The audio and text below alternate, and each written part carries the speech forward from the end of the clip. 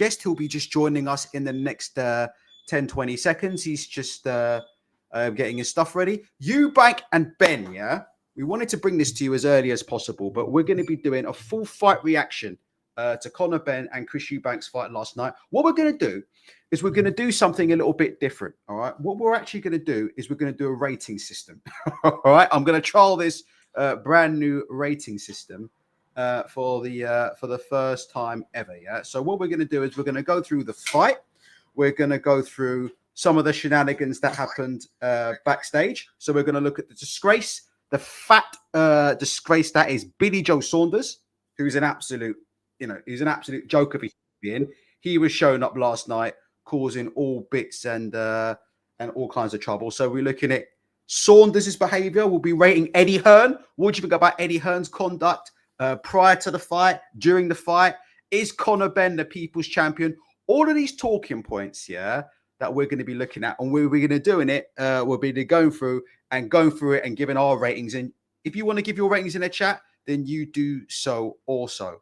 I've got my man, yeah, pretty much ready to go. I think he's ready to go. I'm just going to give him a ping behind the scenes, a quick DM to ask him if he's ready or not, and then I'll bring him in. So we've got our guest today. But first and foremost, while we're getting our guest ready, just want to ask, what did you guys rate the fight out of 10? Some people are saying it's one of the greatest British fights of all time. Before we get going with our guest and going through all the news, and we've got some video from last night, what did you guys think of the fight? And what would you rate the fight out of 10? Because people are saying it's one of the greatest British fights. So I saw Jake Paul come on Twitter last night saying it's one of his greatest fights ever of all time. So I think we've got our guest ready to go. Gamebred Footballer saying only 6 out of 10. This fight's getting absolute rave reviews online at the minute. Let's bring in our guest, yeah. He's outside, so we might get a few technical problems here and there, but let's see how this goes. Ryan, I appreciate you, brother, for coming in on very, very short notice. You can see a man's dragged up here. He's just finished training, and he's come and joined us live to do this episode. My brother, can you hear me loudly and clearly? Are you cool? Yeah, okay, loud and clear, loud and clear. I can hear you loud and clear as well. I just need to sort. No, I can hear you absolutely loud and clear. I just need to sort my headphones out. Ryan, let's just get going, yeah? First and foremost, just give us, just for a minute or so, just your initial thoughts on what took place. Let me ask you, were the judges' cards right? 116, 112 across the board? Yeah, it was close enough. The fight had a few swing rounds. So 115, 112, 116, 112. It was something around that. 7 rounds to 5. 4 rounds to 8, rough, give or take. There were a couple rounds in the middle of the fight which were hard to score, and I think that's why you got that. I think the judges leant towards Eubanks because there were times when Eubanks just did look like the bigger, stronger, more physical person. And again, when you're looking at fights where someone's landing shots and they're back and forth trading, that extra size and strength can obviously dictate the terms or sway the judges' minds. Did the fight live up to your expectations? Was it more than what you expected or less than what you expected? Did you learn anything you hadn't learned before about these guys? Yeah. Being totally honest, I said before, I said it in the week, I don't think Conor Benn's a world-class fighter. Eubank, we know he's a world-class fighter, but we know he has his limitations. So I wasn't expecting a fight like this. I thought Conor will come out hot for the first 4 rounds, 5 rounds, and then basically kind of gas out. However, and I didn't think Conor or Chris had that type of. I didn't know they could dig deep the way they both dug deep last night. So I did learn something about them both. Credit to both of them. And like I said, I'm not a big. I'm transparent. You know me already. I'm not the biggest Conor Benn fan. I think what he's done over the past couple of years is atrocious. But for a smaller man, which was evident in the fight, to fight that way and survive, especially there were times where I thought he could have got stopped or knocked out. He looked pretty damaging, especially in the last round. He did. He looked like he was on the way out there towards the end of it. Again, anyone that's ever been in the ring and sparred, to being with a bigger, stronger man is a big thing. And I think people don't understand that when you say, oh, it's only 15 pounds, it's only 10 pounds. When you're a smaller man, that 15, 10 pounds is a lot of weight. What did you think about the rehydration clause? Did you think that played any part in the fight last night in terms of the way that Chris Eubank looked at? 100%, 110%. Prior to the fight, I thought I don't like rematch. I don't like rehydration clauses. I think rehydration are dangerous. I think it's dangerous for fighters, and I think it's a travesty that anyone puts those type of things in any sort of contract. Not happy with Matchroom for that at all. However, Chris is not a massive middleweight, middle or super middle, whichever weight he was fighting at. And I thought the £10 may be difficult, but it's manageable as from the morning. If he gets up in the morning early, does the weigh-in early, I thought it'd be manageable.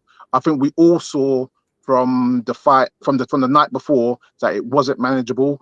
The issues with the weigh-in early in the day, and then the ceremonial weigh-in, Chris looked very, very gaunt still, and that was 6 or 7 hours after the original weigh-in. So I thought that was an issue. I'm a believer that one of the reasons, or partially one of the reasons why Chris got stopped by Liam Smith a few years ago was the massive weight cut. Yeah. And I think Chris didn't look great in the fight early at certain points until Conor's steam ran off. I think the weight was definitely an issue.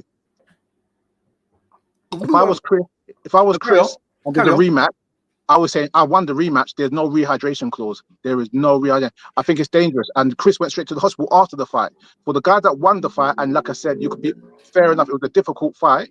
It was a hard fought fight. But for someone that won possibly 7 of the 12 rounds, or 7 of the 12 rounds, or 8 of the 12 rounds, he was beaten up because he maybe didn't have that sting in him because of the weight.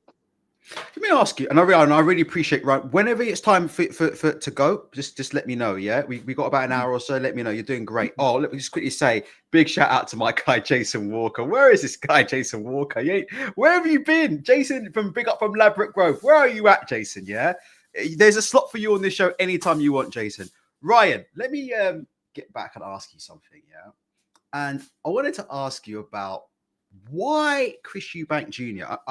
Why do you think he accepted so many of these clauses that were putting him at a disadvantage? Like, to me, Conor Benn's a guy, yeah, whose PR at the time, we'll talk about now in a minute, but at the time, his PR was absolutely rock bottom. He was a guy who was provisionally suspended by UCAD. He was a guy that was struggling to get big fights anywhere. He's a guy who doesn't really have any names on his record, didn't really have a ranking, didn't have a title. What the fuck was going on with Chris Eubank Jr. that he was so eager to accept these rehydration clauses, this clause, that clause? What is it? Does he need the money? It's out of interest. Like, it does seem like he was almost treated like, to me, it felt like in the run up to the fight, he was almost treated like the B-side fighter to me, right? He was. I think there's many reasons why he took the fight. I think financial, I mean, again, let's be honest. People don't make 6, 7, 8 million pound paychecks. So I think financial was definitely an issue. I think pride and legacy was an issue in terms of the father's histories and obviously having the opportunity to do something like this. I also think not having Senior around was also an issue with him that made him take the fight as well. I think indirectly, I think the 99% of people, kids, will always look up to their parents in certain ways and they admire or want to emulate their parents in certain ways. You know what I mean? Not everything, but in certain things. And Chris is not a legitimate world champion. Obviously, the IBL belt, no one really counts. And to win the world title, let's be honest, it's hard. It's hard to be the best in your division or one of the top 3 or 4 with all the belts out there. By having this fight, it's giving him something with his father, with his family, with his legacy. Say, yes, I done this. I was here. I was part of this. And I think that is a key part. But again, financially, like I said, you can't knock the money. I mean, the fine he got for the half an ounce, whatever we'll get when we get to that later. I mean, what was it? 300 and half a mil. I mean, I'm not gonna lie, for his 8 million paycheck, whatever it is rumored to be. Now, I mean, it's for him. The financial rewards is worth it. I wanted to ask you about this legacy thing very quickly. Right, we'll go for our ratings in a minute, and I want to show you some video footage of some of the stuff that was going on last night, in particular the conduct of one Mr. Billy Joe Saunders, and we'll talk about some other things that was going on as well. But I wanted to ask you about the legacy because we were around for for Ben and Eubank. Like a lot of people that are talking about Ben and Eubank these days actually weren't around for Ben and Eubank. We was around for Ben and Eubank when they were in their primes. Do you know what I mean? I still remember being a young boy watching ITV, the big fight, and watching Ben versus McLennan and stuff like that. We was around and we watched these fights live. These were like superstars. These fights were on terrestrial TV. For people who don't know, they weren't on Sky. They weren't even on the Zone. They weren't behind paywalls. You know, these guys were superstars, right? I've always been a bit cynical of this Ben versus Eubank thing, because I've said, look, Ben and Eubank Jr., other than their dads, they don't really have any beef. They're not really in the same weight class. They're two weight classes completely apart. They're not even in the same age. They haven't had the same experience. Do you know what I mean? I've always been cynical about the legacy aspect of this fight. Do you think in any way the result really affects the legacy of a Nigel Benn or a Chris Eubank? I think Nigel thinks it does. I think it means a lot to Nigel, because as we discussed on this show, Ryan, I don't think Nigel's ever got over them losses, and he's still trying to get them losses back. But what do you think about that, Ryan? There's two sides to it. It's funny where I think both Senior and Ben and Ben live through their sons in some way, shape, or form. So I can understand for them why they feel it's something to do. I think if Ben won, him and Nigel would have treated it like it was a win for the family. And I think if Eubank's loss, it would have been treated like a loss to the family. However, we have to be fair and realize that they are not their parents. They don't have their parents' legacy. They don't have their parents' world titles. They don't have their parents' skill set. They are individual people that have their own fighting styles and their own fighting minds. So yes, I think it was built incorrectly off their legacies, but I think it does have an impact on their legacies because the way it's treated by the individuals. But for Chris Senior, I think it's a bit different, because you don't have to agree with someone to understand what they're saying. And what Chris has been saying for the past few weeks and months, and I was happy he turned up yesterday, he wasn't really wrong in what he was saying that this is a travesty, it shouldn't be together, they're the wrong weight classes, they're the different times in their careers, you should be doing this, you should be doing that. We all wanted to see the fight because it was built up the right way. It was a great promotion for a build-up. But just because it was a great promotion for the build-up, it doesn't mean it was the right type of build-up for the fight, and it doesn't mean what Chris Senior was saying was wrong. Right. Does that make sense? It does. I'll be honest, if you guys in the chat, give me your comments on this, guys. We've already got 71 people in here. Give me the your views on the chat, guys, and I will read your comments out to Ryan. Okay. Let me just ask this, and I'm asking Ryan this and guys in the chat this, because a lot was made about Eubank Senior turning up at the last minute. I was very, very actually annoyed to see Chris Eubank Senior turn up at the last minute. All right, because by all intents and purposes, right? And guys in the chat, let me know what you think about this. And Ryan, obviously, you'll let me know. But Eubank Senior is a guy, right, who hasn't been a part of this camp. It's not like this has been some massive mind game, right?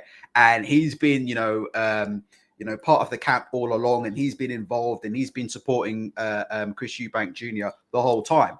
It genuinely looks like these two, Eubank and Eubank Senior and Junior, weren't talking properly for the best part of 3 years, right?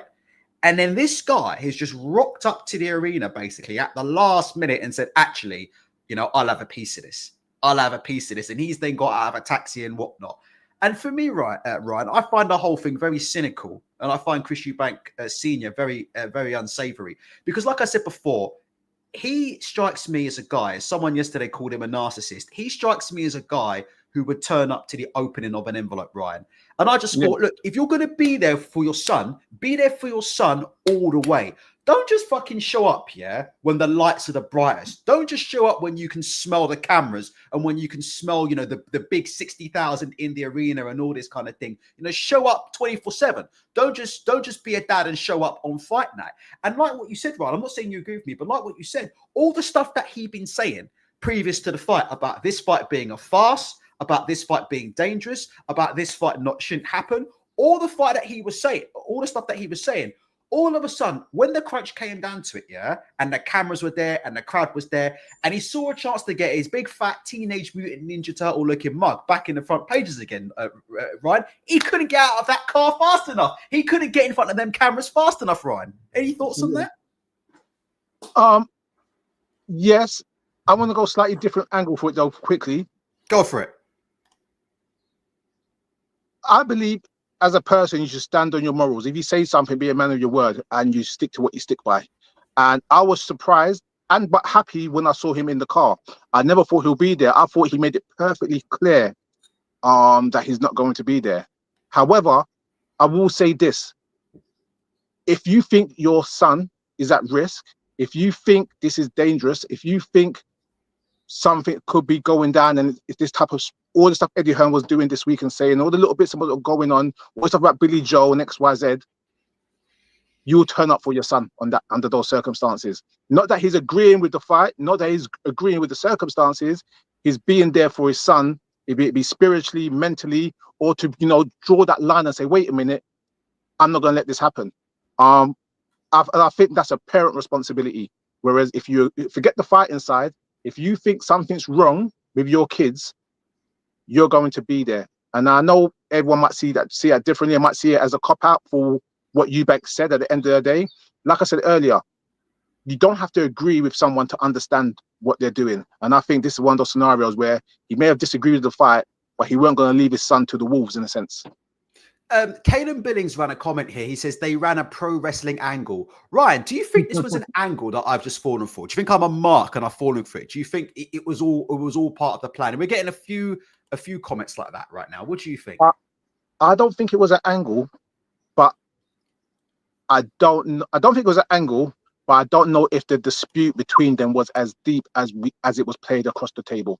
And the reason why I say that, like, obviously we all know Eubank Senior does like the limelight.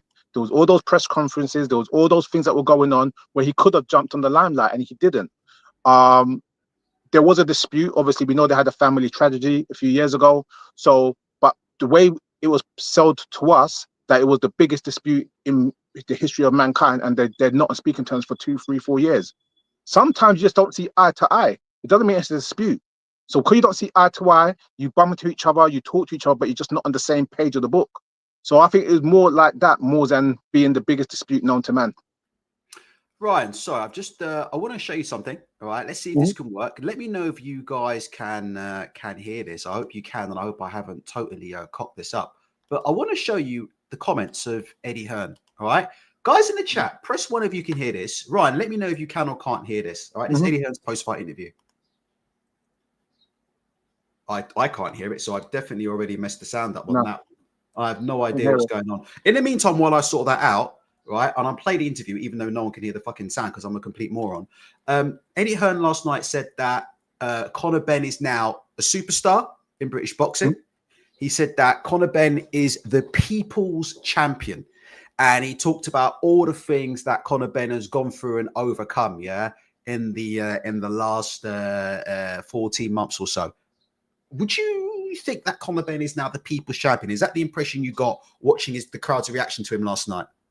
No, I think he's won over a lot of fans, and I think a lot of people will give him a bly for the past transactions.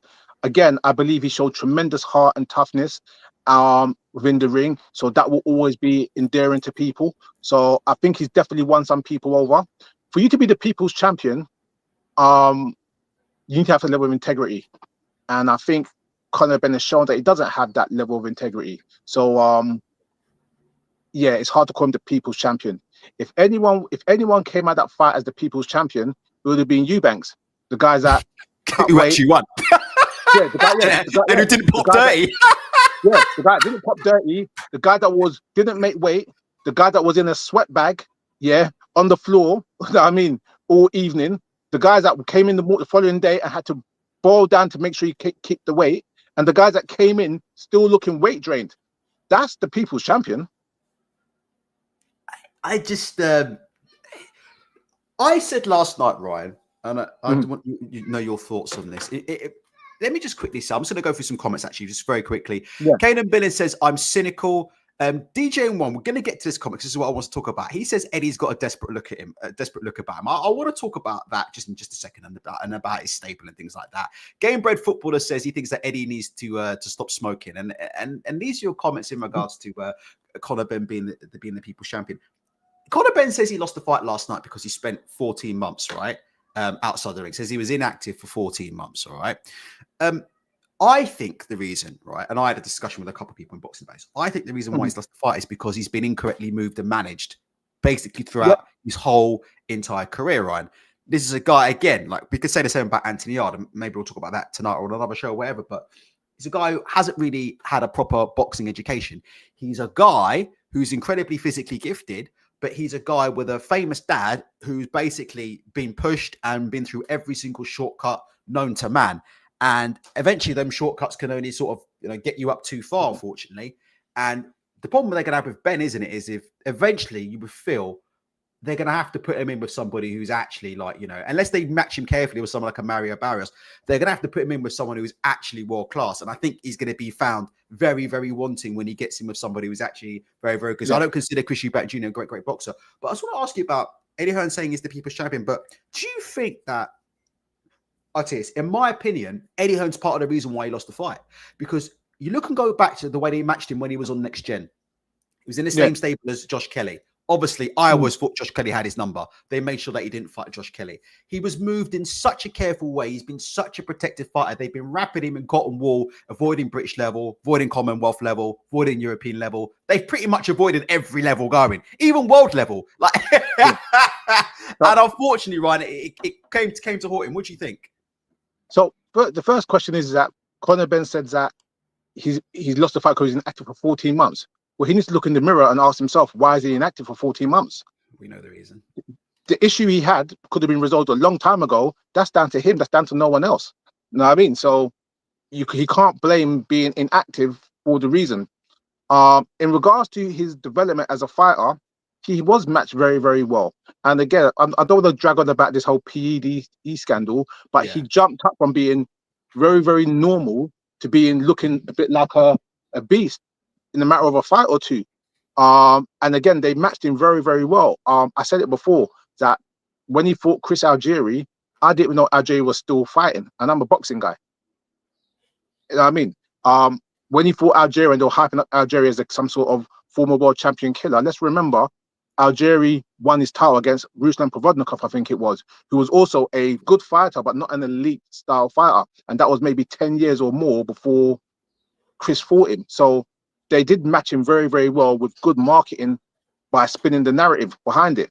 But for me, the telling factor why I always thought Eubanks would win this fight, and I said it in one of my videos in the week when I done my prediction video, was if you look at who Conor Benn fought in his two fights in between at 154, those guys were handpicked for him to look good. And no pun intended, in those fights, he couldn't crack an egg. Let's do some ratings. Give me a rating for Conor Benn in terms of the performance last night. Let's just start with that. Guys in the chat and Ryan, if we give Conor Benn, obviously we know technically he's limited. We spoke about things last night. In my opinion, lack of a jab last night, throwing punches from too far out, leaving over his front foot. Leaving over the front foot, falling over the front foot, falling off balance, all these kind of things, that we speak about. And that's because obviously he hasn't had that proper boxing education. He's a guy with a famous dad, and he's been rushed through to try and make the promoter and the promotional company and himself as much money as physically possible. I want you to give Conor Benn and guys in the chat a score last night. I mean, obviously he lost, but he showed tremendous amount of heart. It wouldn't surprise me, the heart, because he had his jaw broken and came back from that. He's a warrior for me. It's just the other stuff, Ryan. So for me, if I'm being honest, we're not talking about a world-class fighter. We're not talking about a world championship fight. We're not talking about nothing super. Based on what Conor Benn showed previously compared to last night, you have to give him a 10 out of 10 because he showed something last night that we never saw. We never believed he had. So we knew he'd done something. In terms of a boxing performance, it was average at best. It was entertaining, but it was average at best. I would say a 6 out of 10. But for him, as for what he's shown previously to what he's done now, he in a way he proved everyone wrong. Okay, let me go through this comment. I think this is a very, very good comment from John Marks. You can agree or disagree. I want to throw this at you. John Marks, let's face it, Ben's whole career was aimed at a cash-in against Eubank. Fair comment or unfair comment? I think that's reasonably fair. There was a time when Conor first turned over and they asked him about the Eubank fight, and he was like, no, we're not in the same weight classes and X, Y, Z, so and so. But then as Conor grew and got a bit bigger and Chris got, I wouldn't say found out, Chris obviously had some issues with at the weight class and got back down to 160. It became more of a couple 2.5 years ago, but a year before that. So I think it's always been in the back burner that they could do something with this. But again, that only came along once. Obviously, Conor went up in weight, and then obviously Eubank came back down. Okay, let's talk about this fat fast here last night. Showing up last night at the press conference. This guy here. I'm actually not going to play the sound because there's a few bits of internet fuckery going on at the minute. But you can all see the footage. I'm sure you've seen the footage last night of Billy Joe Saunders, the return of Billy Joe Saunders. This is the man, Ryan, who told Daniel Dubois. What did he say to Daniel Dubois? Don't quit, brother. Get carried out of the ring. Your thoughts, Ryan, on the return of Billy Joe Saunders and nearly causing a backstage brawl? The way he was talking to this security guard. There's allegations already that he's being racist because apparently, I don't know, verify, but in one of these exchanges, he's referred to rubber lips and he's referred to something else. So he's been referring to this guy's rubber lips and something else. So people are not happy with Saunders. Saunders, by the way, Ryan, talking about making sure people don't cheat. He's there to make sure people don't cheat. So I didn't hear the racial comments, if he said that or not, so I won't comment on that right now. I don't know if it's factual or not. But I thought that there's mind games, and trying to get an edge, and then there's chicanery. And to ask for Billy Joe Saunders, who has a long-term standing issue with Eubanks, to be the guy to go watch over the gloves, the wrapping of the hands, it's ridiculous. I mean, let's be honest, the board should not even allow it, right? There should be some regulation around that say, look, you need to do things the right way. You're putting someone in there who's there intentionally just to cause a rift, And he didn't get let in, by the way. He didn't get let in because he didn't have the right accreditation. Yeah, he didn't get let in. But here's the thing about it is, let's play devil's advocate. Say he did get in and there was an altercation. The fact that's a great point. Hello? Yeah. Ryan, you're dropping off so slightly. You're dropping off ever so slightly. But I heard your point, though, about if there was a possible altercation, the fight could have been off. Actually, going back, I didn't think about it from that perspective, Ryan. He should never even got to the front door, is what you're saying. He should never have been allowed at the front door. No, he should have been allowed. And then to have Napa, who's Eubank's manager now, out there arguing with him about being let in and let out, having security there, it's not needed. It's not needed. I'm here to watch the gloves. We disagree with you being get the board commission, let the board sort it out. That's it. Having the whole altercation, shows a lack of control from the British Board of Control. I mean, like you're literally outside the locker room of the main event fighter, and there's a massive argument and shouting match and a little bit of pushing and shoving between security, Eubank's team, and Billy Joe Saunders and his mates. It's like that. Come on now, that's not smart. That's not intelligent. That's not boxing. Put it that way. Yeah. Can you imagine if someone got Eubanks Jr. to come and oversee Billy Joe Saunders getting his hands wrapped? They would have let him in. It'll be a fight. I'm just looking at this video and look. It's funny you mentioned the British Board of Control. I can see Robert Smith right in the middle of this. I've just realised he's there the whole time. Robert Smith's right in the middle. He's just gone into the Eubanks change. He should have been out there saying, "Stop, it's over, done. That's it." If you're the authority, show your power. Eubank, Billy Joe Saunders. Just of all the times this guy decides to show up and show his face again. I mean, listen, like Billy Joe Saunders, the sight of Billy Joe Saunders has been rarer than hen's teeth. He's like completely like gone off the grid, from boxing in the last XYZ. I think, to be honest with you, it is typical, but it is such a shame that the one time the British boxing public see this guy again in the public eye, they don't see him in a positive light.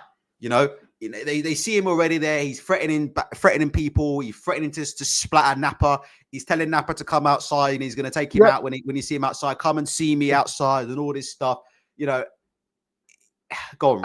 And that's the guy you want to let into the locker room. I just think, This is what I'm trying to say. It's like beggars belief. Like it makes no sense. It makes no sense. Know what I mean? And again, look, Napa's a big guy. Now I'm trying to say, yeah, right. He's a very big guy. He's a gym guy. He's very tall. He's very muscular. But let's be honest, he's not going to get into a fist fight with a former world champion, is he? No, You know what I mean?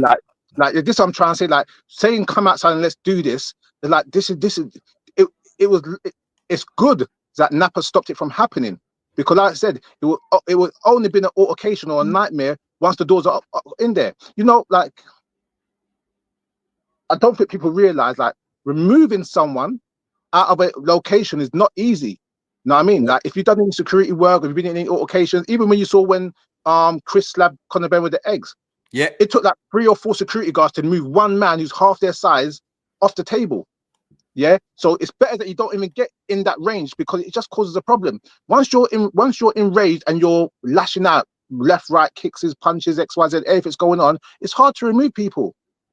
Like I say, if you look how they do things, like in the police or military, they pick you up and carry you away, because if someone's got their feet on the floor and they're wiggling and fighting, it's hard to remove people.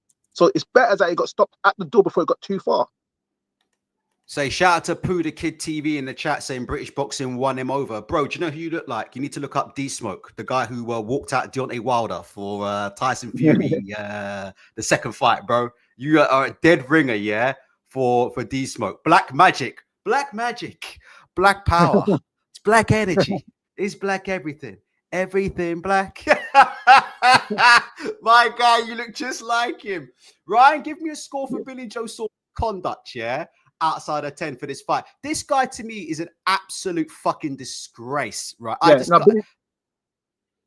a 0, Billy Joe. Waste man. He's a pure waste man, isn't he? Right. He's a definition of waste man, isn't he?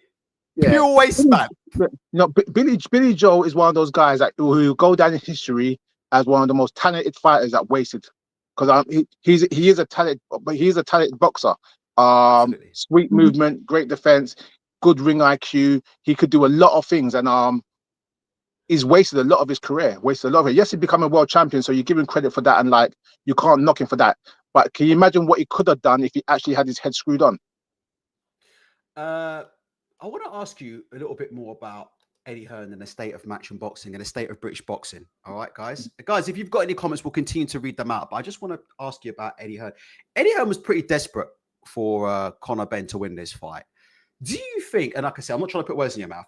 I'll give you my opinion. I think the answer to this is yes. Do you think that the stable, Eddie Hearn, the stable's getting a bit thin? Ryan, we were around doing the peak Matchroom, right? We were around doing peak Matchroom mania. Should we call it Matchroom mania? We were around during Froch Groves. We were around during the peak of IFL TV. We were around doing Eddie Mania, yeah? Yeah. To me, it feels like it's starting to slip now. Do you think that, and Chris say, do you think if you look at his record in big fights, right? Anthony Joshua matched with Daniel Dubois, right? Frank Warren, that is A-star Frank Warren matchmaking at its best. Where Frank just saw something in that thinks, but you know what, with the stars, I just think he gets him. We saw the Matchroom versus Queensbury 5v5 where they got beat 10-0 on that night, we saw things like Kakachi and Cordina and all these things. The stable's looking thin. Do you think that? I think he's beginning to get found out a bit. That's my opinion. I believe the matchmaking is beginning to get found out. The stable's getting a bit thin. I think that the money as well, I think it's going to end up going elsewhere. I think that Dana and Turkey are going to start working together. Top Rank and PBC are going to start working together. I do think he's in a bit of a danger zone right now. So I agree. So there was a point when Eddie Hearn was clearly the best promoter in the UK. Clearly number one. He had Frank all over the place. Now I mean, like Frank couldn't touch him, and that tide has changed over the past 3-4 years. And I think that comes down to Matchroom's business model, and their new business model is not focusing on the domestic market. I mean, Matchroom has opened up offices around the world, in Europe, in this place, in America. They're trying to they're being a global promoter. So I think in terms of their branding, they're now known more worldwide. But in terms of the British development, cultivating young stars, signing new guys, getting the top picks, he's not doing that. A lot of the big picks over the past 2 or 3 years have gone to Ben Shalom and Frank Warren. And I don't rate Ben Shalom one bit, respectfully, you know what I mean? But guys like Fraser Clark, who would have been, or Fabio, that would have been clearly signed with Matchroom 6 years ago, they're not. They're not there no more. Again, you had people that were leaving Matchroom, like obviously Bawatsi, to go to Shalom. And again, it's down to the business model of the UK market. But you know what I think, Ryan? A lot of it's down to matchmaking. Shall I tell you why? I think, right, if you look at the comments of people like Fabio Wardley, and if you look at some of the other people, right, and I think Fabio was actually asked, right, who would you rather be with, Hearn or Warren? And he said, Eddie Hearn's my guy. Do you know what I mean? I like Eddie. Yeah. I'd probably rather be with Eddie. But he ended up signing with Frank, right? And the reason he ended up signing with Frank is because, and he specifically said, because of the way Frank moves his heavyweights, right? It's the same way Delicious Ori, who people may rate or may not rate, said the reason I signed with Frank is because of his matchmaking, right? Yeah. I think matchmaking is actually the problem. I think that Matchroom have a reputation. I've been saying this for 10 years. It seems to be a little bit of a stink that they can't get rid of. And the stink with Matchroom seems to be that if you get with Matchroom, you're going to get put in the wrong fights and you will get beat down the line, right? That seems to be the reputation. They're looking at how Daniel Dubois was moved by Frank, right? Versus how Anthony Joshua was moved by Eddie. And I think Eddie did a good job with Anthony. But I think after the Andy Ruiz 2 fight, you know, not fighting Deontay Wilder, fighting Andy Ruiz on short notice, getting knocked out, that for me was sort of the beginning of the downfall of Anthony Joshua's career. I think when we look back, and we said it at Anthony Joshua's career, I think not taking that Wilder fight for whatever it was, taking Andy Ruiz at short notice, getting knocked out in the way he did. And I think that was pretty much the beginning of the end for him. And I just feel like I said before, they have now a stink that's hard to get hold of, where good for making money. I think Eddie is a fantastic salesman. I think he's probably the best pure promoter in terms of letting you know when a fight's on, what channel hyping it. I think he's probably by far the best pure promoter in the UK. But I think as an all-round guy, as a guy who can spot talent, as a guy who can pick a guy like, to me, quick say right, he could never find an Anthony Yarde to me.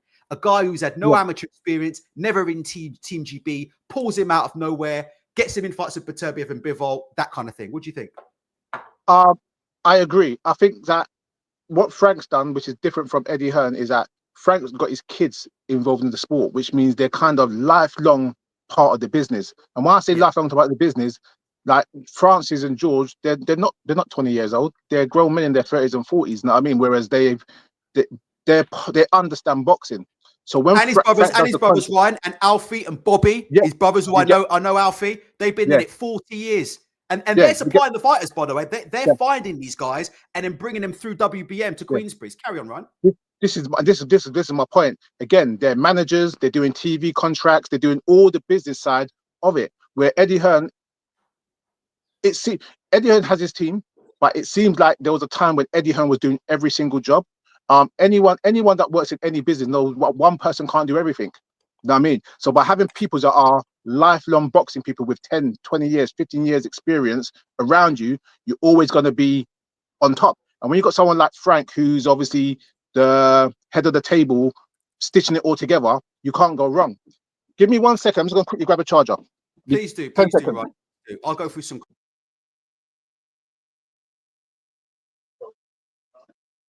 Sorry, I muted myself. DJ1 says, started going downhill when they split with Sky. Get your comments in actually right now and I'll read them out to Ryan. We'll just go through them, all right? I should have done it before, but I do everything on this show, from moderation to bringing guests on.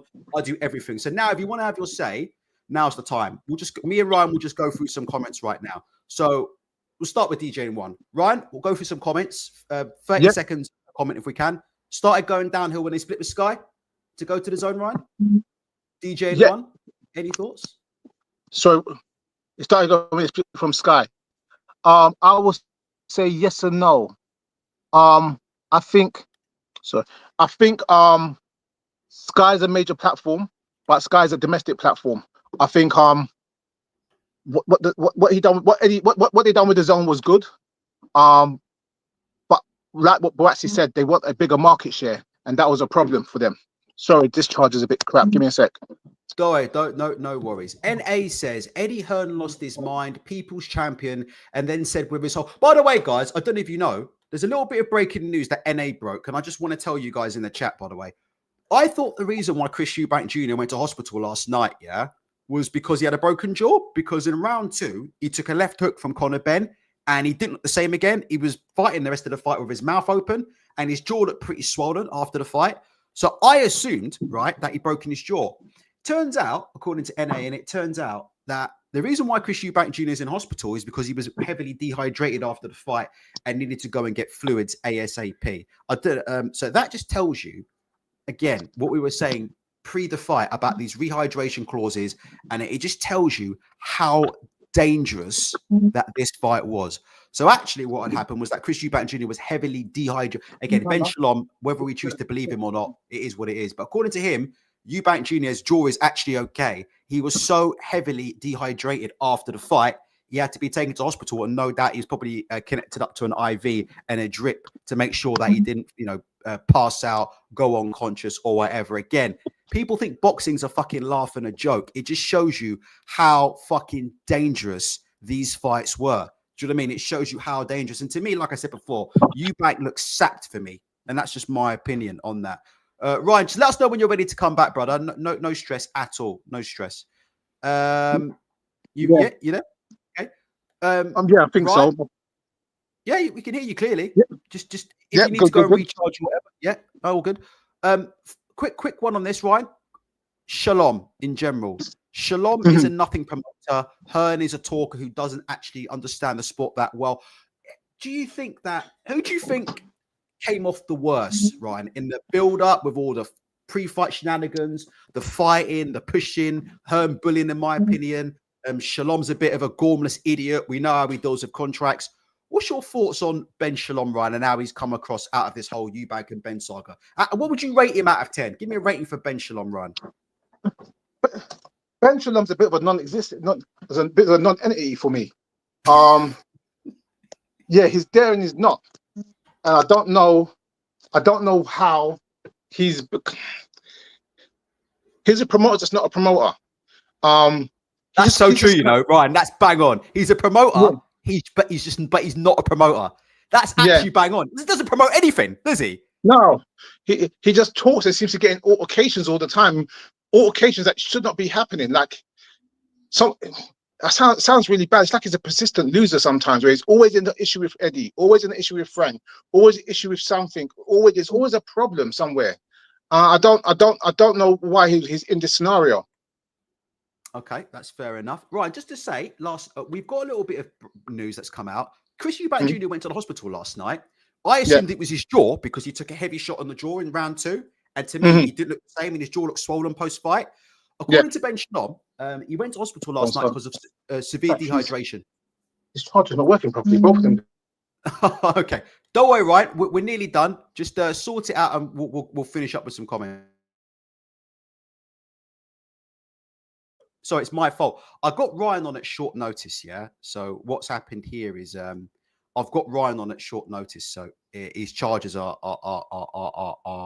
kicking up a bit. Let's go through this stuff. But House Devil says, not just dangerous in this fight, any IBF fight has a 10-pound rehydrate. And remember, Eubank didn't even make weight for this fight. People seem to forget. Eubank didn't actually make the weight. I know it was 0.2 pounds, but Eubank didn't even make the weight for this fight. And that was after 2 attempts, by the way. So that just shows you how dangerous this fight is. Young Gun says, great night for UK. Loved it from America. Gatti and Ward style war. Listen, I'll give you my rankings while we wait for see if Ryan can come back. I'll give you my rankings last night, and you tell me if you agree. Conor Benn last night, I'm going to give Conor Benn an 8 out of 10. I already knew he had heart. I already knew that Conor Benn had a chin, right? I already knew about that, so it doesn't surprise me. All right, from Conor Benn. He's shown guts before. Like I said before, he had a broken jaw. So I'm giving Conor Benn, right, for his heart and for the determination that he showed last night. I am giving Conor Benn, an 8 out of 10. Do you think that's a fair score or not? Listen, in terms of, like I said, actual ability, look, at some point, as I keep saying, we're going to have to get past this fucking novelty act of my dad's better than your dad. Press 1 in the chat if you agree with me on that, right? At some point with Conor Benn, Chris Eubank's old. He's like 50 years old. Like, this is a cash out for him. He's done, yeah? But in terms of Conor Benn still got a bit of youth left, right?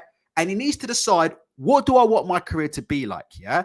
Do I want to be in these fucking showcase fights? My dad's stronger than your dad type deals, yeah? Where we've got fucking people failing drugs tests and people fucking, not being able to make weight and people fucking around in saunas prior to the fight, and then people being hospitalized with dehydration problems after the fight.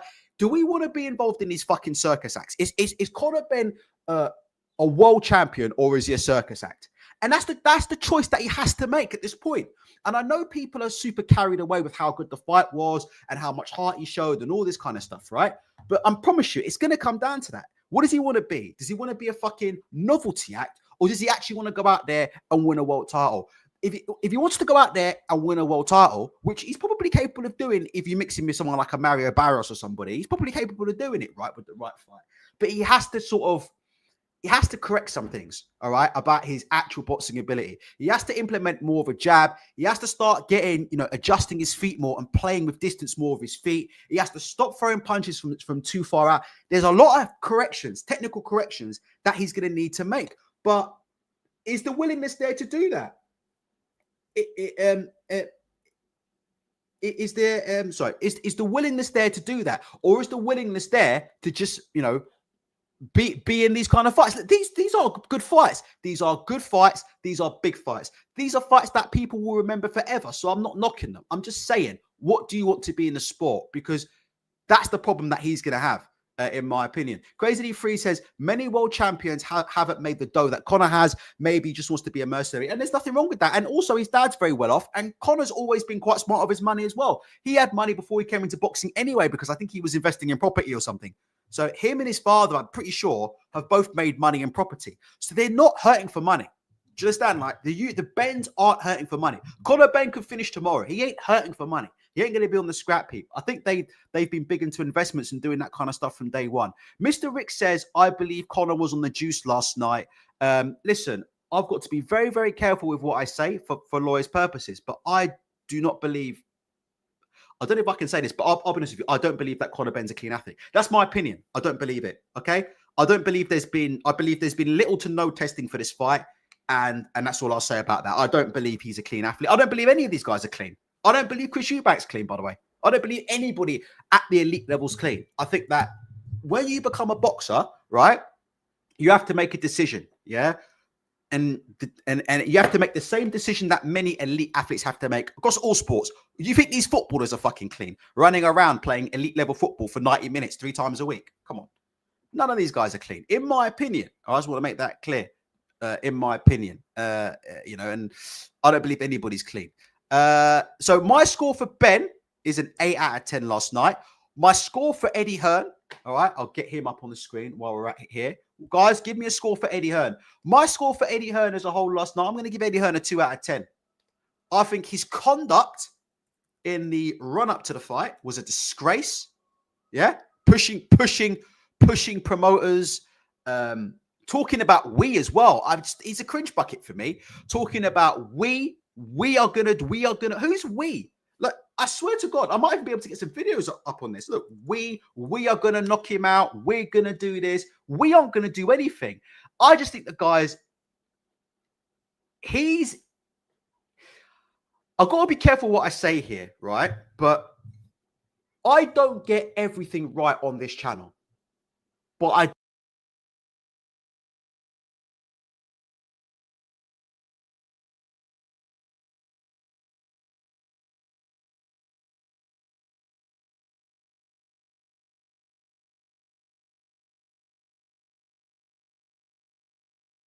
Sorry, yes, Crazy D3, I'm muted. Sorry.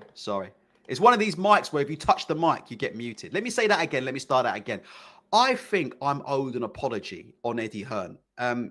Give me a yes or a no in the chat if you think I'm right about that. I think I've been right about this guy from the get-go. Like, I don't always get it right, but I think I've had this guy's card from day dot. I've had this guy's card. I've known what he's about.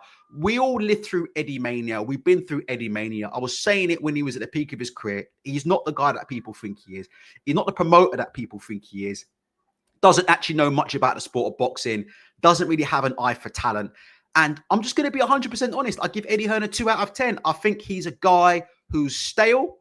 I think his act is stale. I think the cheeky, chappy Essex gangster act that is run and done. I think he's run that into the ground now. What do you guys think? This whole, oh, I'm a cheeky chappy. What's your favorite brand of crisp? Oh, I love a quaver. Me, I love a quaver. You know, cheeky chappy. I'm a little bit woo, a little bit way. You know, a little bit. I think that whole gimmick, that act that he's been running, that he used to con a bunch of idiots for 6 years, I think that gimmick has been run into the ground. That's my opinion. I think what happened was Frank Warren left Sky.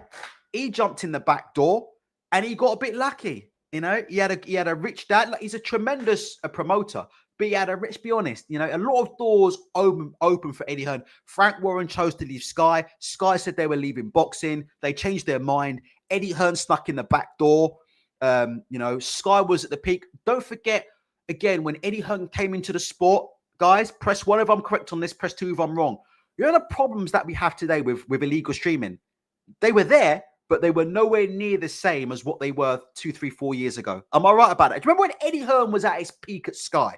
Groves and Froch time. I don't know, what was that, 2010-ish or whatever it was. Remember when Eddie and how popular Sky was, and illegal streaming wasn't quite as widespread as it was now, and all the kind of things, right? Sky had everything their own way. You pretty much had to be on Sky to sort of do anything in British boxing. I'm not saying Eddie Hearn isn't a great promoter in terms of the way he talks and sells a fight, but this is a guy that a lot of doors open for him. He got a lot of luck. He had a rich father. And unfortunately for me, he's a guy who's been found out. And I want to know your opinion. That's why I'm giving him a 2 out of 10. He's a guy, because unfortunately, and it's the thing, right? If you look at the stuff that I've been saying online for the last 10 years, 10 years, right? Have I got all of it right? No, I've got some of it wrong, right? But I will happily stand on all of it. Because, does that make sense? Like, I don't think I have any real takes that are absolutely horrendous. Like, I think that what I've said over the last 5 or 10 years has actually stood the test of time and aged very, very well. And I think that's a key sort of component to knowing, you know, who really knows what they're talking about and who don't. It's not actually today, it's not tomorrow, but the stuff they say, how does that actually stand up? Does that stand the test of time over 5 years, 10 years? Yeah. And I think, like I said before, Eddie Hearn, his body of work doesn't actually stand the test of time over 5 years, over 10 years. He's gone to the zone. He's had to start a platform from scratch. Let's be honest, right? It's been a disaster. Would you agree with me on that, guys? Let me know. I'll give him a 2 out of 10. I think the move to the zone has been a disaster. I think the only reason they've had any big fights at all is because Turki Alalshikh has used him for a year or so to get into the sport. And that's what's happened. Yeah, he was given a shot in the arm because Turki Alalshikh and Frank Warren, you know, used him to get to AJ, and they used him to get certain fighters that they wanted to promote. But now you see what's going to happen now with Eddie Hearn. They're going to discard him like a used tampon because they don't need him no more. These Dana White and Turki Alalshikh, they don't need Eddie Hearn no more. And that's why he knows the end's coming, you see. He knows it's coming. That's why he knows it's coming, talking about selling off Matchroom and getting rid of Matchroom boxing, because he knows what's happening now. He knows what's happening. He isn't gonna get that top spot back, in my opinion. I'm gonna call it right now. I think you've seen the peak of Eddie Hearn. Yeah. And that's my opinion. And I think his peak has come, and I think his peak has gone. And I think people have caught on to that. And I say it one last time. I think in terms of the boxers themselves, whether people like it or not, Matchroom now have a reputation as a company that don't progress and build fighters properly. And if you don't believe me, listen to Fabio Wardley, right? Why he signed for Queensberry. Listen to these new amateur heavyweights who are signing for Queensberry. They're all saying the same thing. I want the right fights at the right. Do Queensberry always get it right? No, they don't. They get it wrong, right? But I'm saying they want to be moved to the right fights at the right time. They look at fighters like Daniel Dubois, how Daniel Dubois was moved into position. They look at fighters like Joe Joyce, how Joe Joyce is still getting main event after main event, how Joe Joyce is coming back. And they see the way that Frank Warren operates. Doesn't ditch you after a loss. Looks to bring fighters back. You know, you lose in a high-profile fight. People said Daniel Dubois' career was finished. They said Daniel Dubois was a quitter, yeah? And look what happened. And fighters like that, they want to be moved correctly, right? They want to be moved correctly. And I think Matchroom have a stink about them right now, and that stink is hard to get hold of. By the way, even, you know, their American operations, which one of their fighters is left? Is it Shakur Stevenson has left them, or who is it? Is it Boots Ennis or who? Can someone tell me? One of them's left. It's either Boots Ennis or Shakur Stevenson, but one of them had like a 2-fight deal or 1-fight deal with Matchroom and an option for another one, and they're not doing it. They've gone and signed with Lou DiBella. Is it Shakur who's left Matchroom to go and sign with Lou DiBella? So that whole American thing that they're trying to do is just a waste of time. Yeah, Shakur, you guys are saying it's Shakur, yeah? He's left to go and work with Lou DiBella. I mean, when you're leaving Eddie Hearn to go and work with Lou DiBella, I mean, that tells you it's crisis time. I mean, the fact that I don't know why I would sign with Ben Shalom before I sign with Lou DiBella, to make that clear. That's how bad Lou DiBella is, yeah? I would sign with fucking Ben Shalom before I sign with Lou DiBella for anything, all right? So it tells you, isn't it? You know, all this stuff about, we're focusing on the worldwide market, all a bunch of hot garbage, in my opinion. This is a guy, this is a stable that is in decline. Not financially, I'm talking purely from a boxing perspective. If you look at the cars that they're putting on, the shows that they're putting on, and who they have, this is clearly a company that's in decline. And let's make no mistake about it. This is clearly a company that has been found out, right? Make no mistake, absolutely and utterly, in my opinion, and truly found out. I'm just trying to see here. So I'm giving Eddie Hearn a 2 for this fight. Quickly give you my comments on Billy Joe Saunders. I think Ryan's trying to get back in. Ryan, there's still a problem there with you trying to get back in, but Ryan, let me know if you want to hit me up on Twitter. We can do something, because what I could do is I could even give you my number. You could call me and get your final say in. Okay, hold on. Let me just quickly do something and see if I can get Ryan on.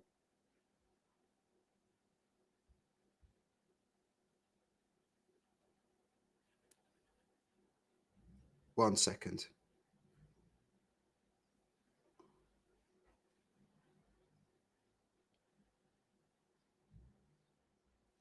Just let me know. Oh, hold on. I think he's back. We've got him back. Okay, Ryan's back. One sec. Let me bring Ryan straight back in. There you go. Oh, hold on. Let me get you in. Ryan, 1 second. Yeah. It's fine. Let me just get you back on the screen, brother. I really appreciate you coming on. I know that these technical things are pretty difficult. Let me just quickly. I think my phone's been sitting down in this little bit of sun, is overheated. So I plug the charger in, it's not charging. So I've got my son's phone. That's okay. I was holding the fort, by going into one of my famous Matchroom rants, as you could hear there, and people were quite interested in there. We were talking about what was going on there. I'm looking at this stable, Ryan. Let's just, I don't know if you can still see the screen, but let's just have a look at. And again, I'm not trying to get you to bash Matchroom. Call me an idiot anytime. We're talking about up-and-coming events. I think Matchroom is struggling. Let's just have a look at these up-and-coming events, right? And I want to know your thoughts on this. So we've had Eubank versus Ben. I thought that was quite a lot on the card. Actually, just quickly, Ryan, before we go, one more thing on that card. I think Anthony Yarde is finished at the top level. Yes or no? Anthony Yarde. And guys in the chat as well. Anthony Yarde is one of the few fighters that has been badly developed. Again, every time he steps up and has a big fight with Kovalev or Bertibiev, and then he fights absolutely no one the rest of it in between that. And yes, you're getting in the ring, but you're not sharpening your skills. Last night against Lyndon Arthur, I thought up to about round 8, Arthur was winning. Then he brought it back. You know what I mean? And Arthur wasn't doing much. Arthur was beating him with a jab and a right hand. You know what I mean? It wasn't that Yarde could do so much, but lack of a jab and stepping in, and like Yarde was just like, it really irritates me. He was getting hit with clean shots and saying it don't hurt, it don't hurt, it don't hurt. It's like, it don't matter if it hurts or not. Those are scoring shots. You're losing the fight. He looks like a guy to me who's physically cooked. I can't explain it, but he had that. If you look at his second fight with Arthur, where he stops him, that to me was peak Yarde. You know, he had that little bounce in his feet. He didn't look as flat-footed. He had that little bounce in his feet, the head movement, the fade. He looked sharp. He looked genuinely sharp, you know, making him miss, countering. To me, he looked flat. You know, he looked flat to me. I think that's a guy, you know, who's always struggled to make the weight. We've seen him struggle to make the weight many times. Plus inactivity. Plus, I'll be honest, he signed a lifetime deal with Tunde. I'd like to see, you know, I've stuck up for Tunde a lot, you know, because Tunde's watched this channel, right? And I've stuck up for Tunde quite a bit, but I'm going to come out and say it, guys in the chat. I do think he might need to get rid of Tunde. You know, I'd like to see him. He can't because he's in a lifetime deal, but I I would like to see him. I like to see him get rid of Tunde. And I'll be honest with you, Ryan. I think Frank Warren would like to see him get rid of Tunde as well. I'll be honest with you. I think that the way he's been pushed and managed, that move to boxer, that one fight deal where they thought the grass was greener, looks now like Anthony Yarde's going back to Queensbury. I don't see it. Just last words on that run, then we'll move on. Yeah. Lennox Lewis says before that you don't take your high school coach to the big league. You know what I mean? You learn and develop. I'm not saying he should leave Tunde, but sometimes having a second air in the camp like he's got with James Cook is good, because obviously sometimes you only can be taught so much. I think there needs to be a bit of a fresh face in the Yarde camp. I'm not sure who that's going to be, but also I think there needs to be a bit of belief in the Yarde camp, because like I said, a lot of the fights that he's having when he's not fighting the elite, I mean, if you look at Yarde's record respectfully, you won't recognize none of the names except 2 names on there or 3 names on there, because he's not fighting the contenders or the ranked guys around him, you know, and that's a major problem. Prior to the fight, I was saying to my mates when we were watching the fight that he needs to make a statement, because Callum Smith has just dealt with Buatsi, and now that makes Yarde possibly 3rd or 4th, you know what I mean, in terms of where the rankings are. And he didn't do that last night. Like I said, Arthur could have won that fight if it wasn't for a round or 2. He didn't look great. I want to have a look at this card. If I'd have told you 2010 peak of Matchroom that we'd be running Johnny Fisher and Dave Allen in the main event, this main event will be brought to you on the 17th of May 2025, which is looking at the up and coming schedule. Your thoughts on this fight? I just don't think this is main event worthy. Good fight. I know it'll. I know you're going to get a barn burner. All right, because defense ain't exactly, do you know what I mean? Neither of these guys' strength. So they're both going to hang their chins out to dry. Yeah, and we're going to get a good old fashioned British scrap, Ryan. But the quality of this, Dave Allen, Ryan, is for me a fighter that should have been stopped being involved in top fights a long time ago, in my opinion. All right. So this is more about Eddie Hearn, but this is when you say a good promoter knows how to sell a fight, because I could show you 6 or 7 interviews of Eddie Hearn over the past few years saying Dave Allen's done, he shouldn't be fighting, he's now out of boxing and this and that. And he's basically said Dave Allen's finished, he's completely finished. And now he's spanning it around where Dave Allen's now a main event. I mean, it tells you all you need to know about promoting. Like, what's good today, what I say today is not what I mean tomorrow.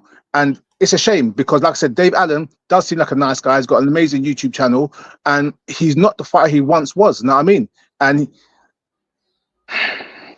to lure someone back in for money, I mean, it's not a good look. But unfortunately, that's the tragedy of boxing, isn't it? Looking through some but it's not a main event. But it's not a main event match. It's not a main event match. Definitely not. I just don't see it. I really don't. I can't believe it's. I know they're trying to put some kind of title on it, but I can't see. Let me ask you quickly, Ryan, before we go. Turki Alalshikh so far. I wanted to ask you. I can't get the pictures up right now, but I don't know if you noticed during the Benn versus Eubank weigh-in. We spoke about. We saw them holding the Ring Magazine title between Benn and Eubank. I can't get it up on the screen. Have your thoughts on Turki Alalshikh in any way, shape, or form changed in terms of what he's trying to do with Ring Magazine? Since we've spoken, we can see there's been a bit of a kerfuffle with the WBC there, where the WBC feel like they're under big time threat now, because I think Turki and Dana have made it quite clear. Really, they've rode back on it since, but I think Turki and Dana have made it quite clear what they intend to do, and what they intend to do is try to make the Ring Magazine belt front and center. You can see Eubank and Benn in between the Ring Magazine title during their weigh-in yesterday, which to me was bizarre, because neither of them are really close to becoming world champions. But you can see the agenda there. If your thoughts on Turki Alalshikh changed in any way, shape, or form about him or his place in the sport of boxing, what he's going to do? Because it feels to me, Ryan, that British boxing is going to go through a bit of a downturn. I'm predicting now that what will happen is, I think that, we spoke, Ryan, in the past about these Riyadh season cards being quite British centric. Yeah. Mark Chamberlain, Gavin Gwynns, David Adelaide's, Fabio Wardley's. Do you know what I mean? Martin Bacole's, quite British centric.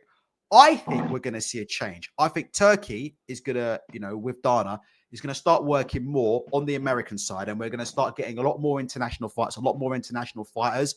And I think that all these big paydays that some of these British domestic fighters are getting are going to come to an end. And that's what I think is going to happen. I think he's focused from British boxers because he's been led up the garden path by 2 British promoters, isn't he? Turki Alalshikh. That's the bottom line of it, yeah? He's been led for the last year, right? His number 1 and number 2 promoter have both been British, right? I think that's going to change because Dana White's coming in. And I think when that changes, I also think the fighters that will be getting on these cards, I think they're going to be less opportunities for British fighters on these cards. I think we're going to see more of an international flavor. And I think we're going to see less of Turkey putting money into UK events. And I am thinking that in the next 1 or 2 years, we are going to see a little bit of a downturn because there's going to be a lot less of the big money going to be flowing through British boxing. Am I wrong about that? What's your thoughts on that and Turki Alalshikh? I agree that the money's not going to last forever. So here's the problem you have. And again, I think we spoke about this before, and I like what Turkey's doing as a whole. I can see the bigger picture in terms of obviously the big events, the promo type, the movie-like promo videos, getting the younger crowd in. I thought the last video with KSI and I Show Speed, I thought that was the worst one they've done. But I understand why they've done it, because they're bringing in the younger audience, the influencers, and my kids loved it. They're like, oh my gosh, they like it. So I understand what he's doing. However, you can't keep spending money like this without significant returns. Money's not endless. I know Turki Alalshikh and the Riyadh board, they have all this money to obviously develop the country and build what they're doing, but money's not endless. If you were to say that the last 7 or 10 cars they've done cost 50 million, 100 million, whatever it is per as an event as a whole, all the main events, all the big fights, all the promotion videos, spends all that money, I obviously that money drip fed across the board instead of having 5, 6, 7, 8 events a year. Make that something sustainable across the board, because at the end of the day, you can't keep spending like this. So the money has to go down. Once the money goes down, our fighter is going to take that type of money again, saying, well, I was paid this before, now I've got a fight of equal value or better value. Why am I getting paid less? Did you just quickly bump in? Did you hear there was a little bit of a tiz-was between Shakur Stevenson and Turki Alalshikh a few years ago about exactly that? Yeah. About money. Yeah. About money. Yeah. And Shakur saying that basically he was promised money, and then the figure that came through wasn't the money he was promised, and now it's all been sort of dried up. But there are sort of signs, aren't there? The little sort of signs there that these big paydays are going to come to an end. So again, Eddie Hearn done it when he got the Zol, and PBC done it when they had the money from that investment broker person. Yeah, everyone gets these massive paydays, but it can't last forever. Your investment has to be returned some way. And again, they always say that every business loses money for the first 2 years because you're building the brand. And I understand that. And like I said, what he's done so far is so good for boxing. So I'm not taking it as a negative. I'm saying, is it sustainable long term? Because that's so all the casual fans you've drawn in now with the promo videos, all the social media stuff, the Ring TV stuff, everyone you bring in, when that stuff starts dropping apart and it's no longer to that standard, will the casual stay? Yeah. When you put on a regular show with 1 main event instead of 5 main events, are the casuals going to stay for those undercard fights who they do not know? Because right now you're getting fights like last night where everyone on the card is a name. Yeah, the Joshua card, everyone, Joshua and Dubois, everyone's a name. 5x5, everyone's a name. Day of Reckonings, everyone's a name. Show me a card that's going to sell when everyone's not a name. Friday, we've got the same thing. We've got Devin Haney, we've got Teofimo Lopez, we've got Ryan Garcia. Show me the card when they headline by themselves with regular guys. Do the casuals or the new audience you're drawing in, do they stay for that? That's the problem. Do you think, quickly, and then I'll give you the last question, then we'll go home. Right? Do you think that Turki Alalshikh's a Trojan horse? So here's what I'm saying. You know, I know these fighters have promotional agreements with Frank Warren and Eddie Hearn, right? Right? And such and such. But you know, Turki Alalshikh's got the direct line to these guys, right? Turki Alalshikh hasn't got to go through any manager or promoter to speak to Tyson Fury. Turki Alalshikh will pick up the phone and call Tyson Fury. He hasn't got to pick up the phone, go through Eddie Hearn to get to Anthony Joshua. Turki Alalshikh will pick up the phone and he will FaceTime Anthony Joshua. Do you think that actually Turki Alalshikh is a Trojan horse? And that in the way that, look, what's to stop Turki FaceTiming Tyson, FaceTiming Anthony Joshua, and doing deals with him behind his back? And his promoters just have to accept it. To me, there's nothing that can stop him from ringing up an AJ and saying, hey, listen, come with me. Yeah, come and do these fights with me in Riyadh. Or give you this, XYZ, XYZ. What's Eddie Hearn going to do about it? He's not going to put his foot down with Turki. To me, the guy is a complete Trojan horse. So this is where trust in business comes in, because obviously Turkey's got people around him. You can't breach contracts. We've always heard that when people are talking to other fighters under contract, they get legal notices. However, if you fan the flames nicely while everything's going on, and you know this contract expires at this time, then you can have that conversation. Again, we'll never know if that's what Turkey's plan is or not. So I'm not going to insinuate he's doing that. However, when you let someone into your business who's not part of your business, there's always risk of a hostile take. There's always risk of a hostile takeover. And what would Matchroom do? There's nothing they can. It makes sense. There's a whole conflict. They're getting all this money from Turkey, so they're not going to rock the boat. So if he phones Anthony Joshua and says, "Hey, Anthony, you fancy coming to Riyadh to fight XYZ opponent?" Yeah, behind their back without consulting them first, right? What are they actually going to do about it? Are they going to go towards Turki Alalshikh?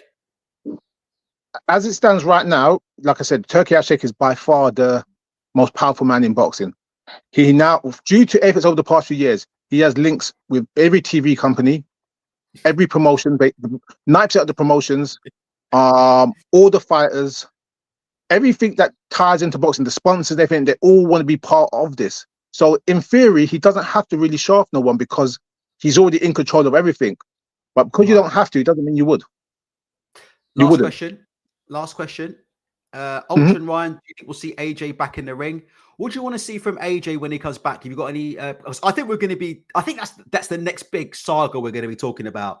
I think he's due an opponent pretty imminently. It's obviously not going to be Daniel Dubois. So I don't know who you match him with. It's not going to be Fury. In my opinion, it won't be Fury. By the way, AJ has no choice but to fight a major name, and the reason why he's at the end of his career.